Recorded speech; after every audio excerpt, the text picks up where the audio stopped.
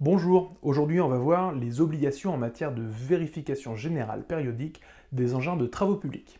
Première question, la vérification de ces engins est-elle obligatoire? Eh bien oui, la réglementation impose de procéder à la vérification générale périodique des engins de chantier. Alors ça ne concerne pas le petit matériel, mais simplement les engins, comme par exemple les tractopelles, les dumpers, les niveleuses, les pelleteuses, les chariots élévateurs de chantier, bref, les engins.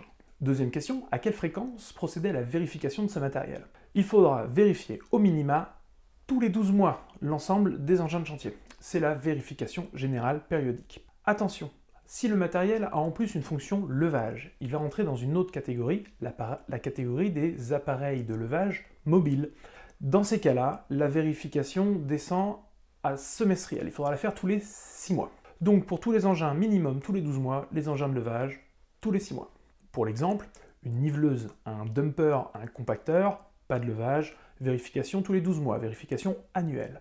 Pour une pelleteuse, même une mini-pelle, un tractopelle, un chariot élévateur de chantier qui ont une fonction levage, dans ces cas-là, la vérification descend à 6 mois, vérification semestrielle.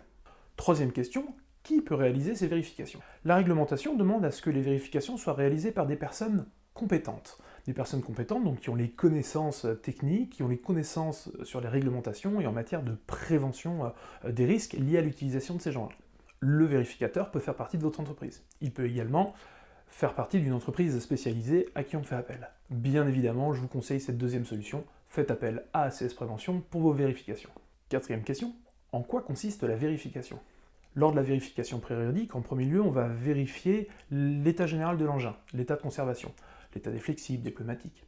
Ensuite, on va faire un essai de bon fonctionnement, on va vérifier que tout marche normalement. On va ensuite vérifier les équipements de sécurité, le klaxon, la ceinture de sécurité, le gyrophare. On va vérifier que ces équipements sont toujours présents et qu'ils fonctionnent normalement. Pour les appareils de levage, on va faire également des essais de fonctionnement qui vont permettre de vérifier qu'il est capable de lever ce qui est prévu et que les organes de sécurité se déclenchent normalement. Prochaine question, comment organiser la vérification?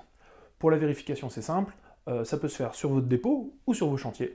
Là, vous nous contactez quelques jours avant, on prend rendez-vous, on se rend sur le chantier et on fait la vérif. Seule chose à prévoir en amont, c'est qui met à disposition les charges nécessaires aux essais. À l'issue de la vérification, nous vous remettons un rapport de vérification.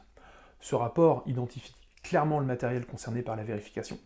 Il détaille également l'ensemble des contrôles réalisés, et il vient, si besoin, lister les observations constatées. Dernière question, que faire en cas de problème détecté lors de la vérification? En cas d'anomalie détectée sur l'engin, il appartient au chef d'entreprise, l'entreprise utilisatrice du matériel, de décider ou non de laisser en service ce matériel.